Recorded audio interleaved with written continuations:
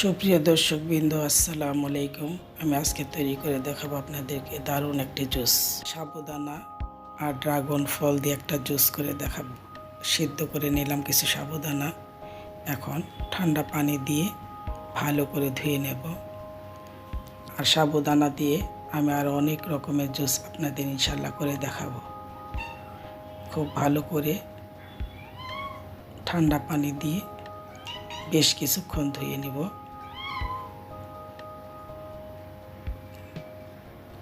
সুন্দর ঝরঝরে হয়ে গেছে, দেখেন সুন্দর ঝরঝরে।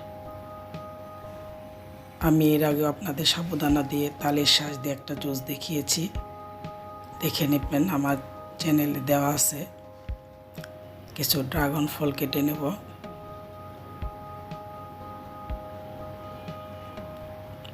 আমি সাবুদানা দিয়ে আরও বেশ কিছু জুস আপনাদের করে দেখাবো ইনশাল্লাহ।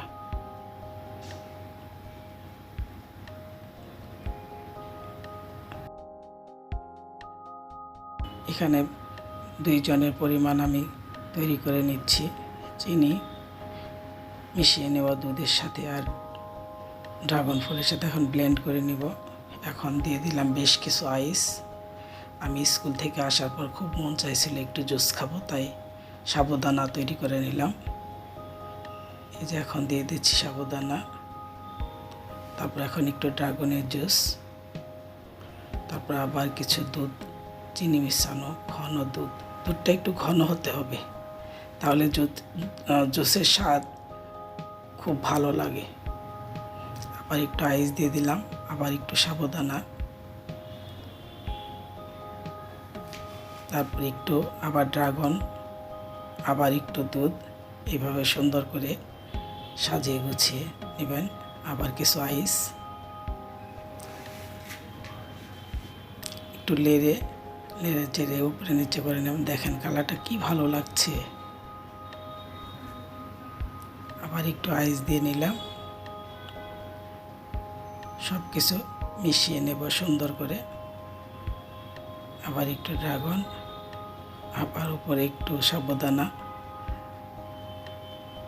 ব্যাস, সুন্দর তৈরি হয়ে গেল আমার ড্রাগন আর সাবুদানার জুস।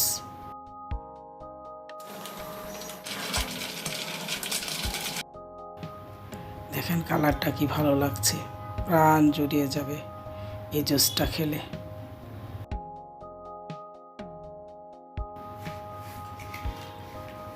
খুব সহজে বানানো যায়, ঝটপট সাবুদানা সিদ্ধ করে নিলেই বাস, ড্রাগন ফল দিয়ে একটু ব্লেন্ড করে নিলেই বাস জুস। দেখেন সুন্দর তৈরি ড্রাগন ফল আর সাবুদানার জুস। এখন একটু সুন্দর করে সাজিয়ে গুছিয়ে পরিবেশন করলে আরও ভালো লাগবে।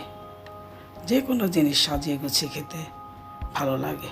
সাজিয়ে গুছিয়ে নিলে স্বাদটা আমার কাছে মনে হয় আরও দ্বিগুণ বেড়ে যায়। আমি সবসময় তাই বলি। দেখেন কত সুন্দর লাগছে। দর্শকবৃন্দ, আপনাদের বলছি আমার পেজ ফলো, লাইক, সাবস্ক্রাইব করে দিবেন।